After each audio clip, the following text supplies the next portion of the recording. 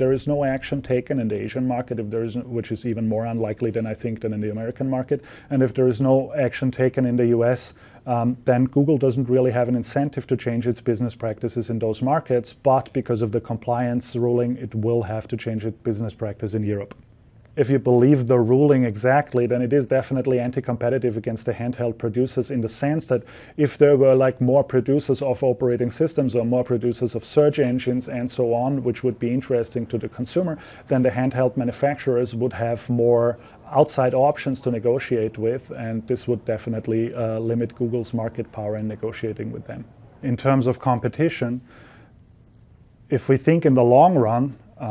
if Google can use its market dominant position to stay the market dominant engine and never be challenged by any other search engines, this means that there is no incentive for Google to improve its services for the customer. Microsoft bundled its operating system Windows with the Internet Explorer. This is actually a little bit reminiscent of this case that we see that Google has an operating system which is ubiquitous on handheld devices and dominates the market if you ignore Apple for a second.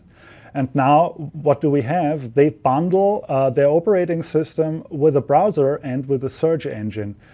We know that the DOJ back then cracked down hard on Microsoft, so I would say it is not completely out of the question that there will be any action taken in the US.